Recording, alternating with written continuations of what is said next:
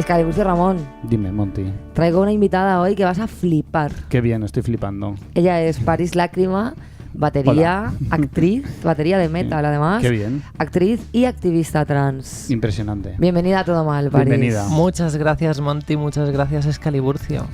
Muchas gracias sobre todo por el café este mañanero que me habéis dado aquí, que me ha salvado la vida. En Todo Mal tratamos bien a la gente. Exacto, somos lo mejor. Vamos allá.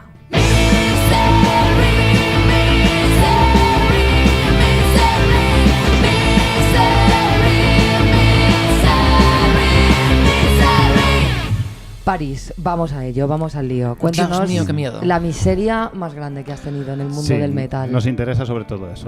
La miseria más grande. Es que creo que miserias en plan tamaño grotesco he tenido las típicas. La así más grande que recuerdo es la de tener una prueba de sonido a las 3 de la tarde y tocar a las 2 de la mañana a 500 kilómetros de casa teniendo que volver la misma noche. Y eso es para cortarse las venas, pero en 3 o 4 pedazos. Sí, yo creo que la gente no sabe el horror de las pruebas de sonido. Pruebas de sonido que suena como una cosa inocente, ¿no? Rutinaria, Sí. una cosa anodina, y encierran una serie de horrores Sí. muy tochos. O sea, de hecho, una de las experiencias malas que tengo en ese sentido, malas, graciosas, cuñadas, viene en una prueba de sonido. Cuéntanos. Claro, una ventaja que tiene el ser trans y haber transicionado a la edad que lo he hecho yo, que es muy tarde, no soy muy vieja, pero No. tal. Es una piel excelente. Tienes una además. piel que... Sí, bueno, eso es el frío. La cosa Pues a fue mí no que, me- claro, yo me tiré 7 años más o menos tocando la batería siendo un tío y bueno, pues era otro tío más que tocaba la batería Claro. por el mundo, no destacaba en nada. Y de repente, los últimos años, resulta que soy una tía que toca la batería. Y ahí hay cambios. Y ahí hay cambios sustanciales. Y me acuerdo de uno que fue, creo que el de más caspa y el más mierder de todos. Fue un técnico de sonido que en una prueba de sonido sintió la necesidad de decirme cómo yo tenía que afinar mi batería. Bueno, Claro. claro. O sea, cosa que no es me que ha dónde vas pasado. por ahí tú, ¿sabes? Claro, o sea, una chica con una batería enorme, esta mujer seguro que eso se lo habrá comprado su marido, su padre. Pobrecita, no debe tener ni idea de cómo funciona. Claro, o sea, esto. voy a darle la clase porque, o sea, me vino y me dijo, claro, es que tienes que tener más notas de separación entre el tom 1 y el tom 2 y... Total, el tío cogió la llave y se puso a afinar mi batería sin pedirme pedirte permiso. ya. Sin pedirme A mí permiso. me tocan el ampli. Y me la convirtió en una pandereta. Que es Ay, que no sé. aún si lo hubiera hecho bien, Claro. si hubiera dejado una afinación decente para lo que yo iba a hacer con mi grupo, pero es que no. No. Es que No suele coincidir, a más nivel de mansplaining, peor, ¿no? Claro. Peor lo Igual que... era muy fan de la última época de Metallica. Claro, quizá estaba buscando ese efecto. Digo, esta chica tiene pinta de querer sonar como Lars Ulrich. Sí, sobre todo como Lars Ulrich. Claro. Lo que cuentas me parece súper interesante porque tienes una perspectiva muy privilegiada para hablarnos, ¿no? de cómo es ser mujer dentro del metal y además el poderlo comparar con haber estado en el otro lado, ¿no? Y me gustaría que ahondar un poquito en este tema porque a ti nadie te puede discutir, porque a mí hay veces que... Pueden intentarlo. Bueno, pueden intentarlo. Pero pienso que a mí muchas veces hay muchos hombres, ¿no? que me discuten lo que he vivido como diciendo, no, pero es que como hombre también pasa esto, es que a mí también, es que los hombres también, ¿no? Y tú sospechas que no, pero Claro. dices, te lo estás inventando, esto te está exagerando. Pero claro, pero en tu caso a ti no te puede toser nadie en esto. No. Ya te digo, pueden intentarlo. Pueden venirme con cualquier argumento que quieran. Yo es que los he vivido todos, de Claro. un lado y del otro. Entonces, yo sé lo que hay. Sé que el mundo del metal no está cerrado a las mujeres en absoluto, en absoluto. Pero sé que a día de hoy las mujeres dentro del metal siguen siendo lo mismo que somos para el resto de la humanidad. Claro. Somos muy objeto de consumo, somos muy un elemento visual. Y esto, Totalmente. o sea, a mí me quedó claro. Mira, otra experiencia. Hace un par de años, cuando hice mi primera gira con Calle del Ruido, el grupo que tenía yo en Galicia, fui a dar un concierto en Aveiro, Portugal, en una concentración motera. Aveiro, que creo que es la Venecia de Portugal, si no me equivoco. Sí. Solo que nosotros estábamos en la parte de la montaña. Así Vaya, que no vi canales, no vi nada. Y no lo disfrutaste. En absoluto. Pero bueno, hay que decir que el paraje del concierto era precioso, las motos que había por allí, todo era increíble. La bollería de Portugal, por favor, si sois unos gordos, iros a Portugal a desayunar, porque aquello es increíble. Bueno, la cosa es que, claro, yo a lo largo de todos los años que llevo tocando he hecho 1001 pruebas de sonido. Pero con el tema de la transición y de que, bueno, resulta que a la gente pues le parezco atractiva a veces, debe ser. En aquella prueba de sonido fue cuando recibí una de las grandes revelaciones del tema de ser una mujer en la música. Y fue curioso. Me acuerdo que monté mi batería, tal, como siempre hago, con muy poca ayuda, he de decir, señores de Calle del Ruido.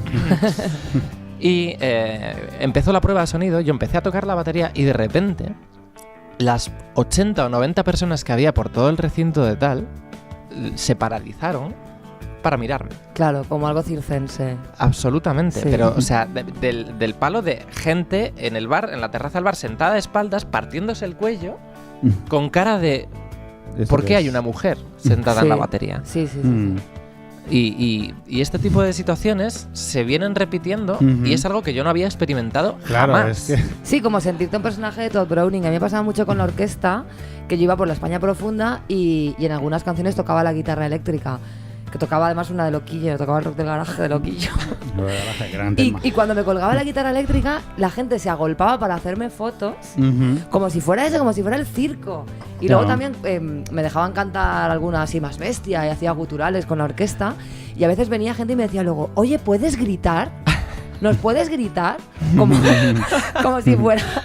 Y era como...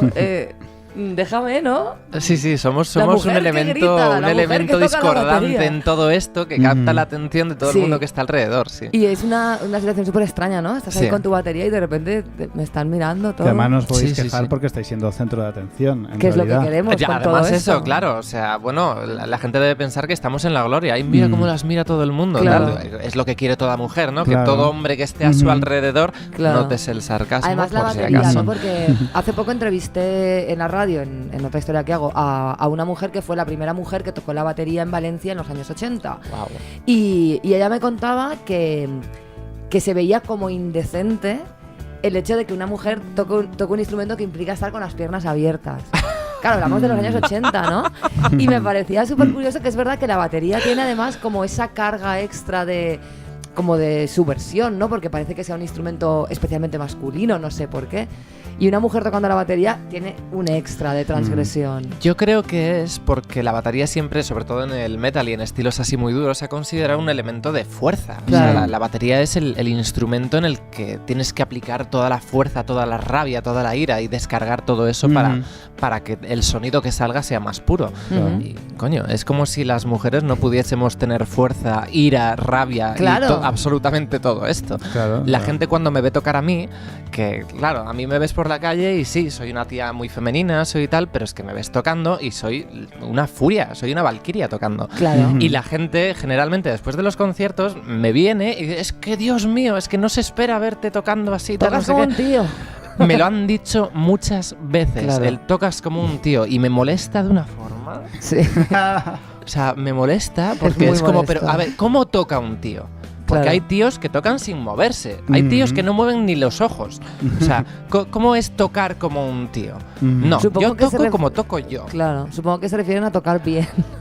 En realidad. Va el Porque a mí mensaje también me han dicho implícito, muchas sí. veces cantas como un tío, como piropo. Y se han referido a hombres que cantan como una nena o cantan como tal, como mal, ¿no? Entonces Claro, todavía como- está ahí Claro, ese por estereotipo. la fuerza, lo que dices tú, que es algo como hemos hablado fuera de antena, iba a decir. Fuera de antena. Aquí en la Vamos a radio hablar pirata. sobre lo que decías tú, ¿no? Del tema de cómo queda la violencia y la ira y la fuerza queda relegada a lo masculino. A lo masculino, ¿no? sí. Sí, y que a día de hoy a una mujer fuerte se le sigue diciendo que es una mujer masculina, cuando no tiene relación no una tiene cosa nada que con la ver. otra. Una mujer Claro. puede ser la mujer más femenina del mundo y puede partir sandías con las manos, o sea, no... Y que además luego la batería, aunque se perciba como un instrumento de fuerza y de violencia o de tal, también es técnica, quiero decir, Sí, no, claro, por que no hay supuesto. tanta fuerza a lo mejor como puede parecer, que no necesitas... Bueno, ¿no? eso depende de cada una. En la mía hay mucha ¿Sí? fuerza. Yo pensaba Sí, que es más sí. técnica. O No, sea, es que mi batería es masoquista, entonces para que suene mola. bien hay que darle mucha caña. Muy bien, muy bien. Y no sé, alguna cuñadez, el punto más cuñado, lo más cuñado que has sufrido, lo más señoro, el comentario más cuñado. Bueno, claro, es que, a ver, o sea, es que yo soy trans y estoy en el ejército. Madre mía. Eso es una caja de Pandora muy loca. No puedo decir mucho, Claro. no puedo hablar Claro, mucho, claro. porque tendría que mataros. Pero vamos, o sea, es el avispero de los cuñados. O sea, Claro. eso es. Y hay mucha ignorancia. Y yo he tenido que hacer una pedagogía ahí dentro, porque Claro. yo transicioné dentro del ejército. Empecé mi Madre transición dentro del ejército. Yo, siendo una persona que no tenía puta idea de nada, Ujú. no sé si pueden decir tacos. Sí, Sí, sí. claro. Vale, por bien, supuesto. bien, libertad de expresión, genial. Claro que sí. Y claro, o sea, yo era una persona muy diferente cuando empecé a transicionar. Y Ujú. me comí toda la mierda que Ujú. se puede comer una persona trans en ese tipo de entornos. A Ujú. mí, por ejemplo, para vacilarme en las maniobras, 20 días de maniobras en Zaragoza y me ponían un nombre diferente de chica cada día. Uf, Desde luego ninguno era el mío. Claro. claro. O sea, este tipo de cosas. Luego, Claro, pues, para- las risas de, pero entonces, ¿qué? ¿A qué baño vas a entrar? O sea, Claro. hay una Sí, cantidad porque yo ahí imagino de... que transicionar ya debe ser difícil o cuanto menos una situación extraña y peculiar Ujú. en casi cualquier entorno, pues en el ejército... Es que me gusta, estoy pasándome la vida en modo difícil. Sí, eso te iba a decir, ¿no? Como, no sé, algún entorno fácil tienes o A directamente... ver, sí, a ver, soy, de hecho, aún con todo esto yo me considero una privilegiada de la leche, o sea, la familia que a mí me importa, que a mí me interesa, me apoya absolutamente. Mi madre lo primero que hizo cuando yo le dije que era trans fue comprarme unos tacones de 12 centímetros Qué o 15 o maravilla. yo qué sé. Mis hermanos y tal, sin fallo. La gente de la que yo me rodeo y me rodeaba en aquella época, sin problema ninguno. No sé, soy una privilegiada. Claro, en ese eso me parece sentido. súper importante que aprovechemos porque, o sea, tu experiencia, entiendo que te has podido enfrentar a todo lo que te has enfrentado con mucha fuerza, entre otras cosas por lo que cuentas, ¿no? Porque has tenido la suerte de que tu entorno Ujú. te apoye. Entonces mola que nos cuentes consejos para personas que estén acompañando la Ujú. transición de una persona trans. ¿Qué deben hacer para ponerle fácil algo tan sumamente Vale, complicado? o sea, este punto es uno de los puntos más extremadamente importantes en la vida de una, Y se habla de una persona poco porque trans. se habla muchas Ujú. veces de las personas, bueno, tampoco se habla suficiente, pero se habla de las personas trans, pero no se habla de familias, amigos, por favor, haced esto. Ujú. Sí, o sea, a ver, vamos a partir de la base de que cada persona es dueña de su propia vida y esto Ujú. es algo irrefutable que es así. O sea, nadie tiene derecho a decirle a nadie cómo tiene que vivir. Partamos de esa base. Entonces, ¿qué pasa con el tema de las personas trans? Las personas trans a día de hoy, nuestra situación en el mundo, y vamos a hablar de España porque vivimos aquí, no es tan mala como lo era hace 20 o 30 años, que hace 30 años todavía se nos metían en la cárcel y se nos metía palizas, y conozco chicas trans que han pasado por eso todavía. Y a día de hoy la cosa está cambiando, pero todavía queda mucho. Y uno de los puntos más importantes de todos, o sea, es el entorno de esa persona trans que está empezando a transicionar. O sea, si esa persona trans no tiene un sistema de apoyo alrededor, toda la mierda que le va a venir de fuera por parte de la sociedad la va a hundir. Claro. Entonces, si a la mierda que te viene de fuera le sumas que vives en un entorno de mierda, Claro. lo más probable es que esa persona trans o se convierta en una piedra Ujú. o se Claro. pille una depresión Claro. de años y años y años de la que es increíblemente difícil de salir. Entonces, ¿qué tenemos que hacer? Primero, no prejuzgar. La transexualidad no es mala. Ser una persona trans no te convierte automáticamente en una víctima, ni en una Claro. mártir, ni va a hacer que tu vida sea la cosa más insufrible del mundo, ni que seas una Claro. infeliz, ni nada Igual por la el gente estilo. identifica ayudar con victimizar, ¿no? Claro, es que yo he conocido a una madre, por ejemplo, de un niño trans que estaba preocupada de dejar transicionar a su hijo, Ujú. no por el hecho en sí de ser trans porque le pareciera algo malo, Ujú. sino porque creía que no permitiéndole transicionar le iba a proteger del mundo exterior. Ya. Y no, o sea, no. eso genera una infelicidad. El que no permitas transicionar a una persona trans es hundirla en la más absoluta miseria. Claro. Porque además es intentar ponerle puertas a algo que es imposible, que es que no... Es que es imposible y que de una forma u otra va a salir al mundo y mientras no salga es un sentimiento terrible. No sé cómo deciros, cómo poneros en la piel de tal, porque es muy difícil que una persona que no es trans, una persona cis, se ponga en el pellejo y en la situación de lo que es ser trans y de lo que es ser trans sin poder transicionar o con un entorno que no te lo permite. ¿Cuántas personas trans no pueden porque en su trabajo no lo aceptarían y la mandarían para casa? O porque su familia o su pareja y sus hijos, que también conozco muchos casos, ¿sabes? O sea, y esto es porque en la sociedad en la que vivimos el ser trans todavía tiene un montón de tabú, no se sabe lo que significa, no se sabe lo que implica, todo el mundo cree que es algo malo, que... Y porque además hay gente que piensa que es una cosa que tú eliges como de, bueno, me apetece... Sí, además es eso, claro que trans. Sí, o sea, es que mira, tengo el capricho de convertirme en una renegada social, que todo el mundo me pisotee, que no me permitan trabajar de una forma digna y que sea la última mierda de los estratos sociales, si tengo ese capricho. Tengo yo el día hoy así. Claro, pues me parece un testimonio súper necesario y súper válido y bueno, yo creo que podemos pasar ya a compartir alguna sección. Un poco de odio, ¿no? Un poco de odio, por favor. Muchísimas gracias, Por Paris. supuesto, si tengo unas ganas yo de odiar, que vamos, joder. Y bueno, nuestros oyentes, haced el favor de seguir a Paris en sus redes sociales. Dinos tus usuarios, por favor. Todo el mundo puede buscarme en cualquier lado como Paris Lágrima. El lágrima con K e Y. No seáis como los periodistas. Exacto. Y ved sus stories. Les cuesta mucho a los periodistas. Cuesta mucho a los periodistas. Si supierais la cantidad de veces que he visto mi nombre artístico escrito mal por periódicos y por revistas y por sitios, madre mía. Bueno, yo os animo a que veáis sus stories en Instagram porque son didácticas, maravillosas y además podéis ver esa piel que tiene Paris, que es difícil de describir en la radio, pero tiene una piel que tiene que ser contemplada. Sí, es maravillosa. Cosas que no... Que no, coño, que no. Bueno, empezamos esta ronda de odio. Claro que sí. Odio profundamente todos estos negocios que incluyen la palabra arte dentro de su nombre. No lo soporto. O sea, no lo soporto. Odiarte, o sea, sería el tuyo. El mío sería odiarte, sí.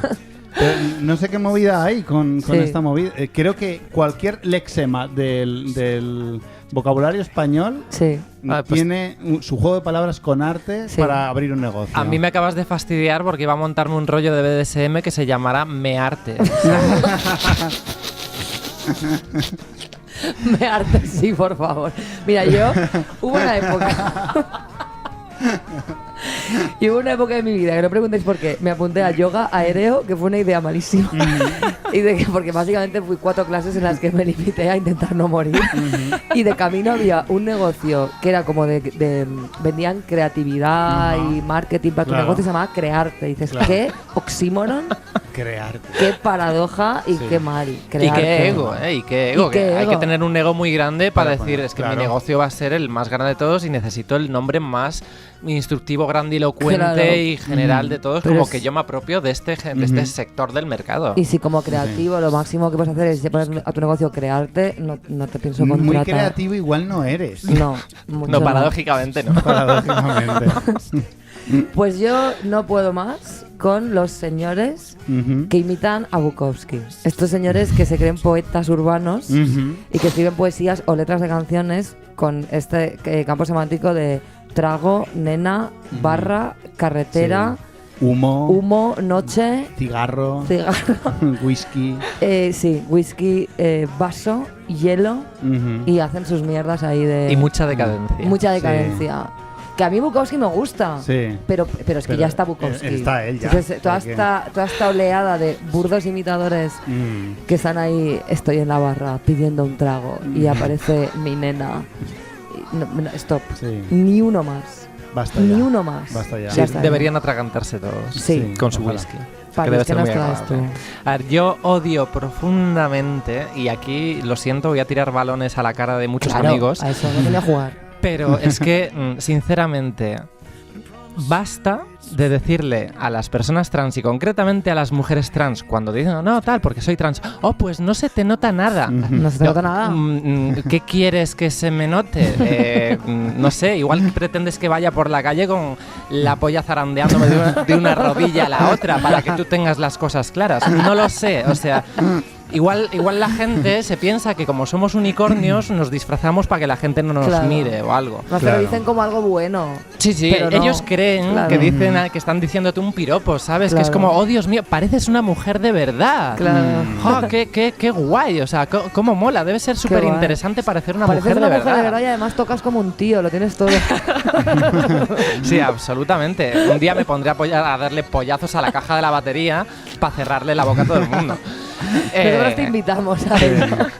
No, sí, pero basta, por favor. El mensaje que estáis lanzando con ese comentario básicamente se destila que es pues no eres una mujer de verdad, pero no se te nota. Pero por lo menos lo pareces. Sí, pero lo pareces, exactamente. Basta, por favor. Stop. Porque sí que se os nota que sois gilipollas. O sea, a ti que se te nota. Pues lo tuyo sí que se te nota, ¿sí? ¿El qué? Que eres un normal.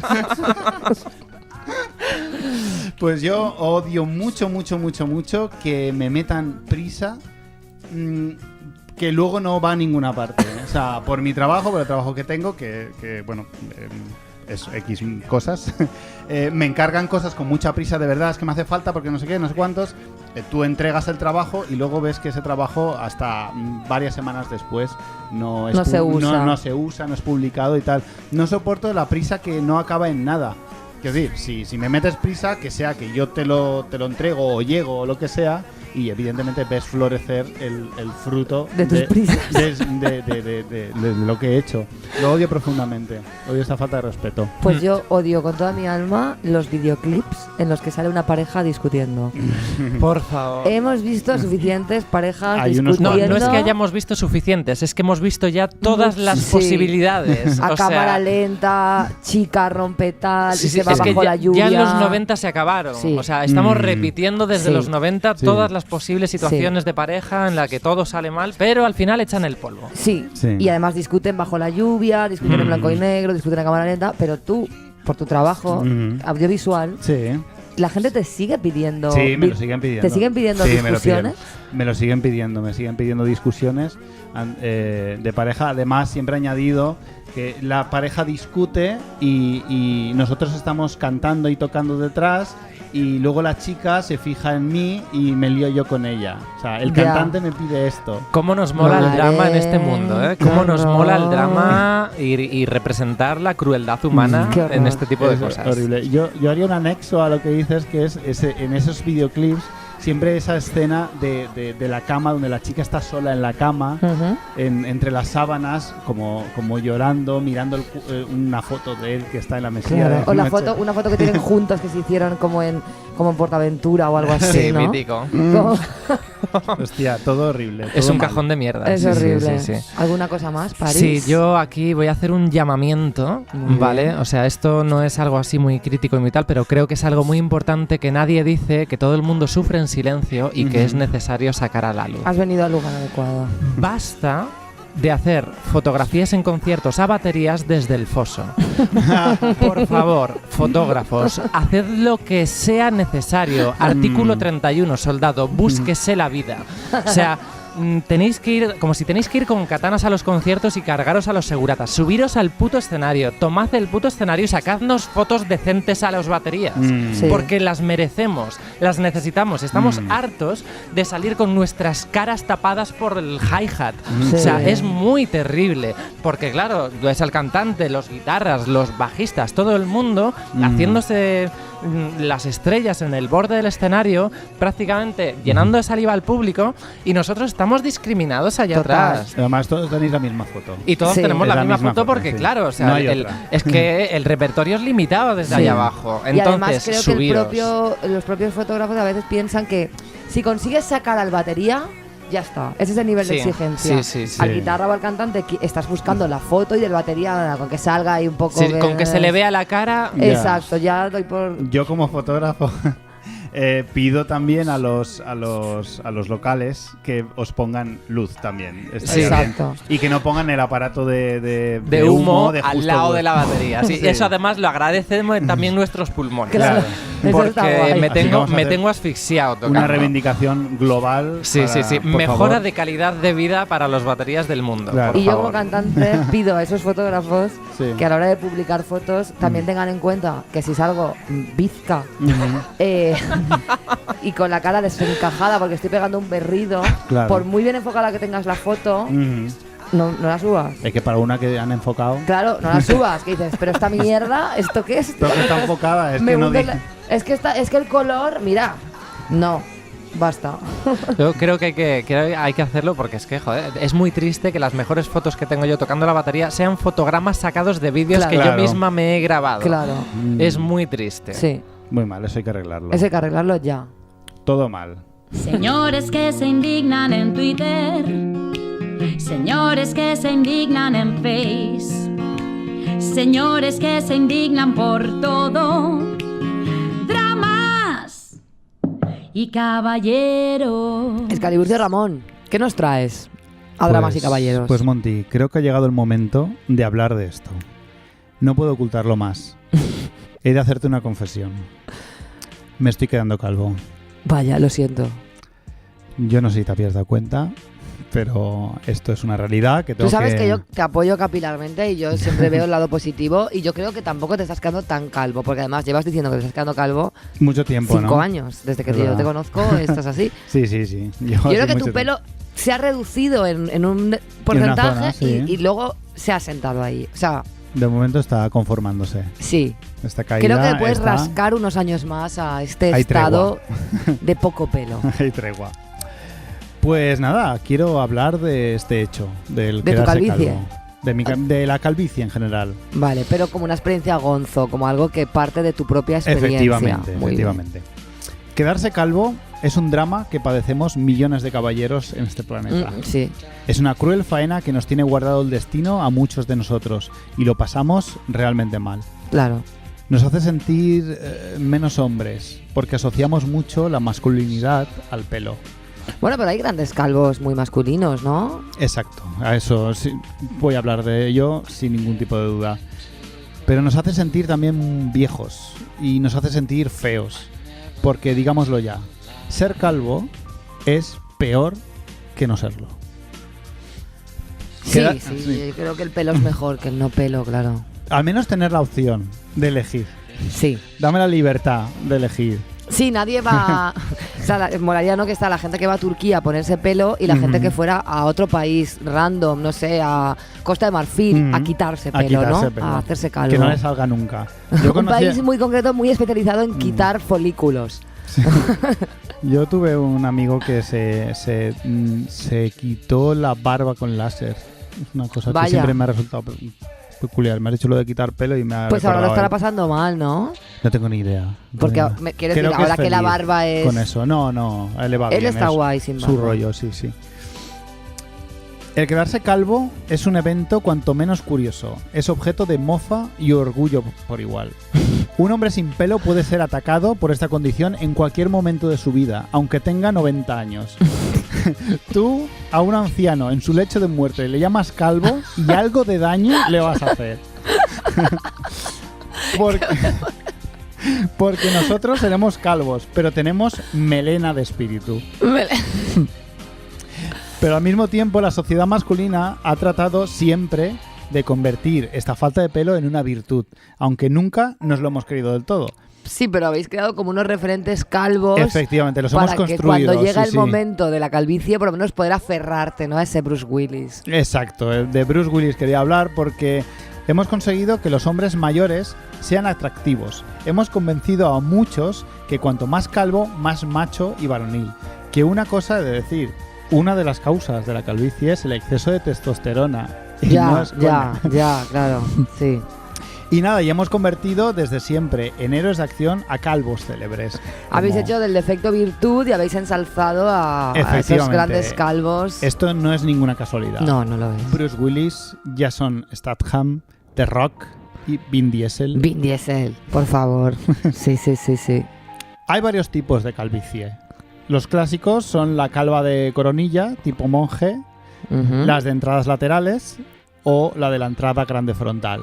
Que es ¿Tú la en mía. cuál? Yo la última. Una gran entrada frontal. Exacto. Alopecia androgenética. Una alopecia que va de cara, ¿no? Va de cara, sí.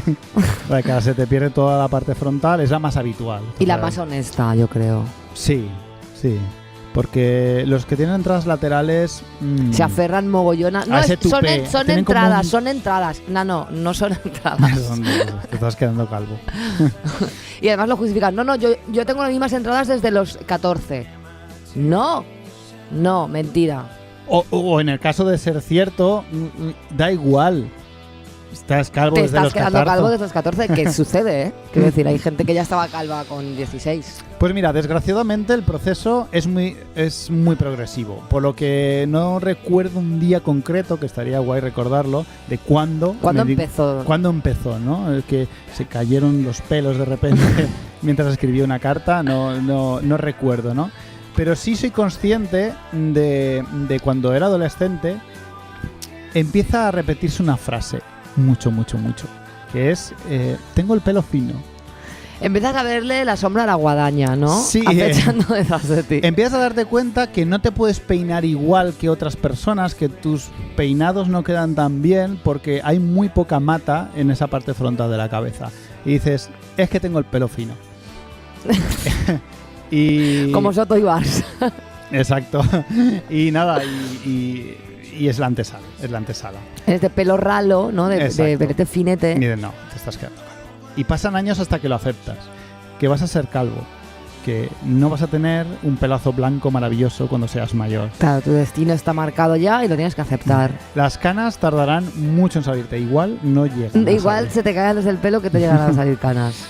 Y una vez lo aceptas, llega el momento de preguntar a tu colega calvo precoz, ese que ha pasado por lo mismo que tú. Tu maestro Jedi de la alopecia. Y te toca preguntarle ¿Qué hago? ¿Cómo procedo? Él te desbroza el camino dándote el teléfono de su dermatólogo.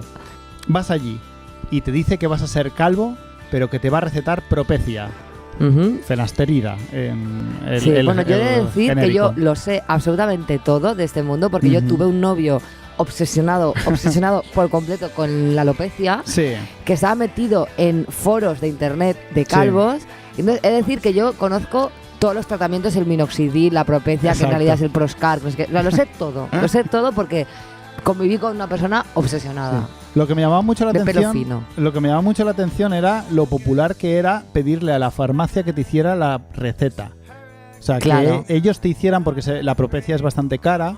En cambio, el genérico, que es la fenasterida, te lo hacen en la farmacia por mucho menos dinero porque es una pastilla diaria. Claro. Es muy tocho la movida. Si quieres pelo, medícate a diario. Sus efectos secundarios son cáncer de próstata, disfunción sexual y ginecomastia. Ginecomastia es que te salga una teta, porque yo tuve otro novio que tenía una teta, tenía ginecomastia, es decir. Muy interesante. Otro dato que os lanzo aquí. El caso es que te tomas esa mierda, ¿vale? Y todo el mundo te dice que tienes más pelo, que tal. Y o sea, yo no aprecié cambios. Y claro, si eres como yo, pues realmente eso de tomarte una pastilla diaria, pues no me va mucho. Es que en realidad, hasta donde yo sé, que ya te digo que es bastante, el tema este de la fenasterida lo que hace es, en un porcentaje, creo que es el 70-80%, te frena la caída, y luego solo un pequeño porcentaje de elegidos, que creo que es un 20 o un 15, no sé, le sale pelo nuevo. Entonces tú te la tomas sabiendo que no se te va a caer más, pero claro, si ya estás calvo, esto se te queda corto. Se queda corto. Tú aspiras a ser de ese pequeño porcentaje de elegidos que van a generar pelo nuevo. Exacto. Que van a tener una nueva melena, una melena más frondosa, incluso que cuando no eran calvos. Exacto. Entonces, claro, vas con esa expectativa y te encuentras con que simplemente te quedas igual y te sabe a poco. Te sabe a poco. Te sabe a poco. Pues entonces avanzas a la siguiente fase, que es, pues nada, te retiras de la propecia y decides, ¿gorra o sombrero? No, qué asco. Esta fase dura o mucho tiempo, quizá hasta la muerte, o nada. Es que tengo otro novio aferrado al gorro de lana. Claro. Pero siempre. Como el de guitarrista de Amaral, el famoso guitarrista Amaral. El gorro de lana no es negociable. El gorro de lana está siempre. El gorro de lana pasa a ser una extensión de la cabeza.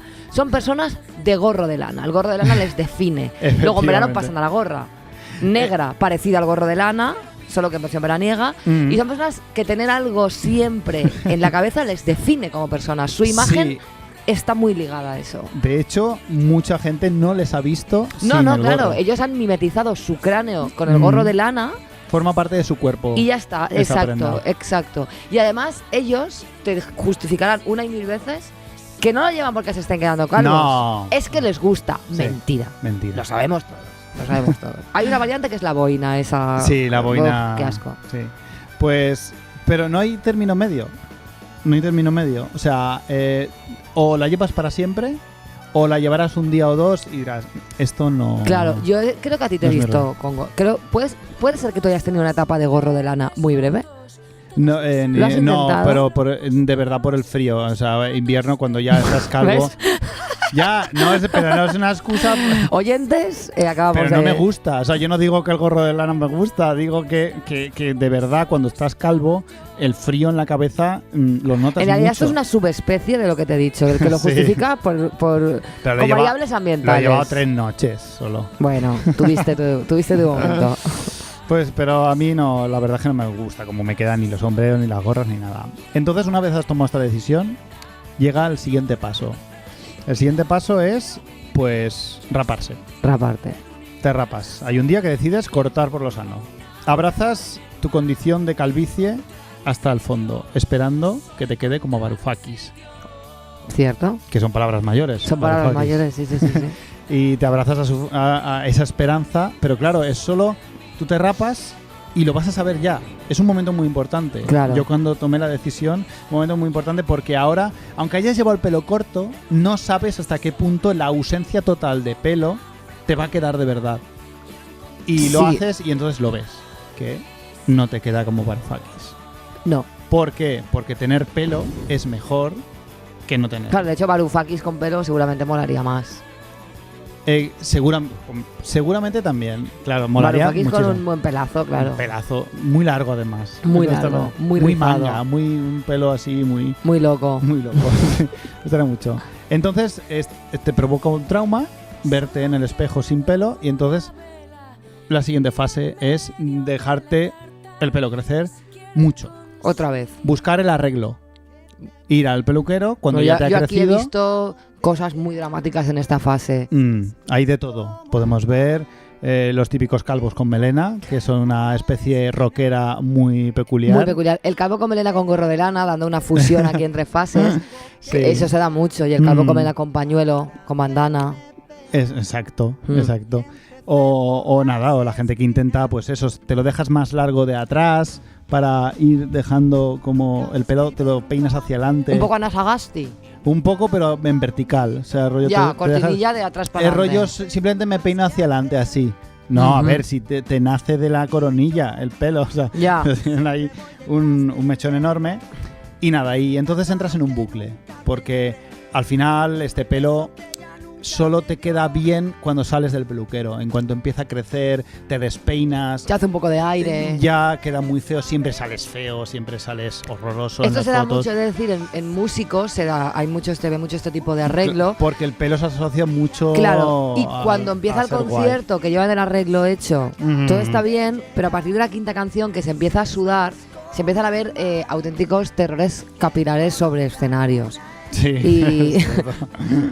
Y ya en la última canción las consecuencias del sudor son terribles. Y cuando ya nos hemos cansado de todo esto del pelo para arriba, pelo para abajo, que es que no hay manera tal, entonces te rapas de nuevo y entras en un bucle constante de raparme, me entra trauma, me lo dejo crecer, pero luego me da pereza y es un bucle infinito. Y entonces llegamos a un cruce de caminos final, donde hay que tomar una decisión. O te rapas con la misma asiduidad que te afeitas, o te lo dejas crecer y ya pasas del tema como te quede o te deje de quedar, o tu gran amado viaje a Turquía? Es que yo pienso que se habla muy poco del viaje a Turquía. Te digo, es una maravilla. Porque como mujer llevo toda la vida escuchando rumores y cotilleos a mi alrededor de que si tal mujer se ha operado las tetas, que si tal mujer no sé qué, pero por favor, hordas de hombres y más en el rock y en el heavy metal están viajando a Turquía.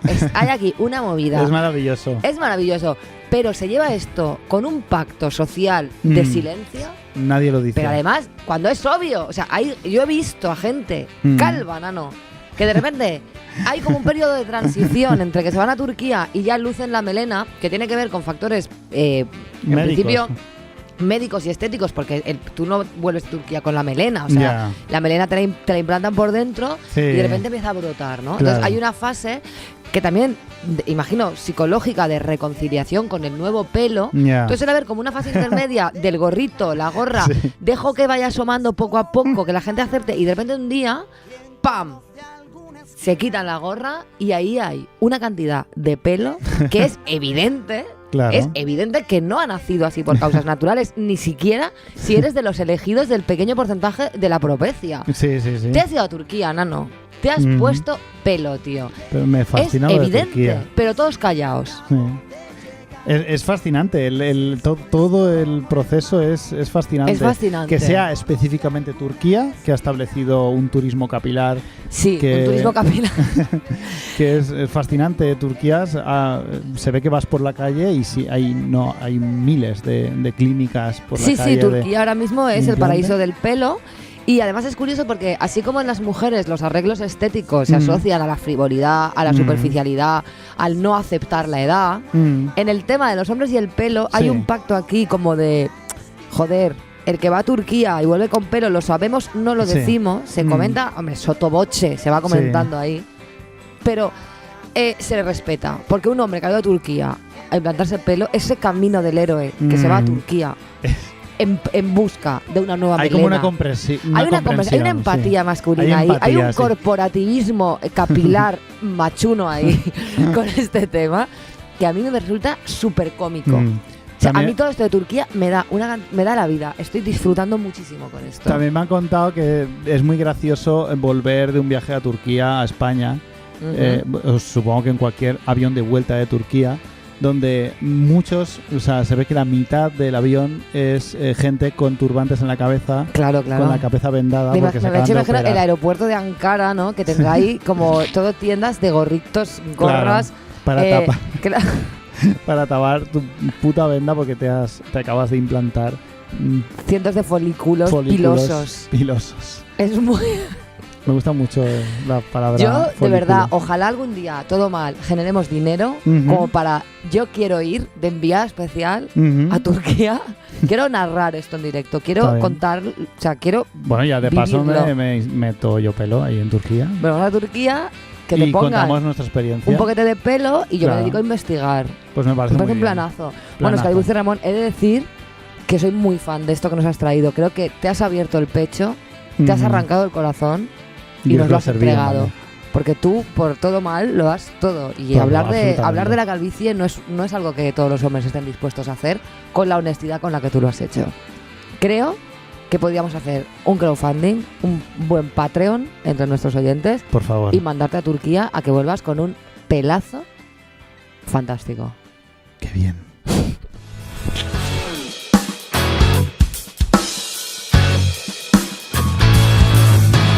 Pues hasta aquí este Todo Mal, que ha sido muy guay. Hasta aquí hemos llegado. Maravilloso. Y no hemos despedido a Paris, que se ha quedado aquí como testigo. Espero que me deis un montón de abrazos porque me encantan las despedidas. Así será.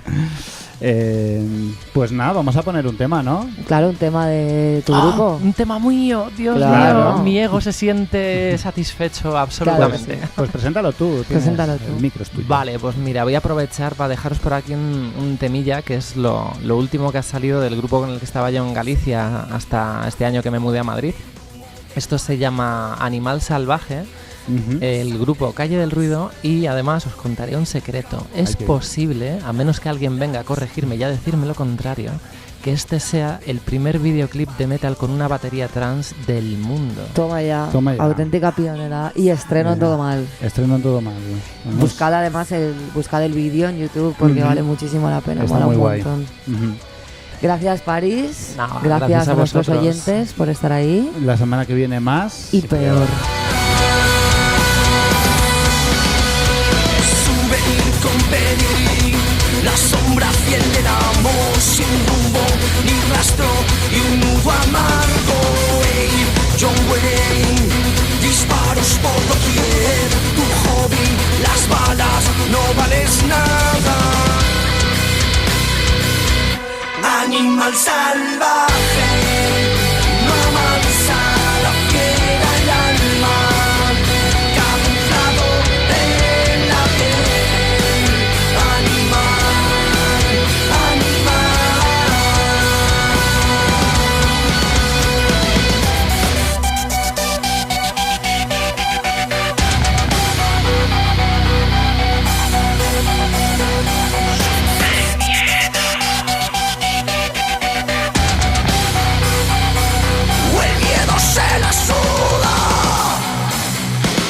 La bestia está al acecho, buscando a su presa.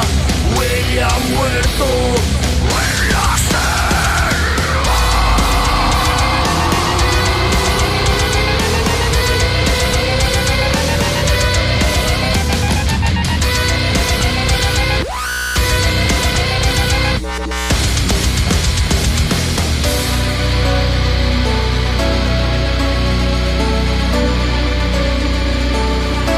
Animal salvaje.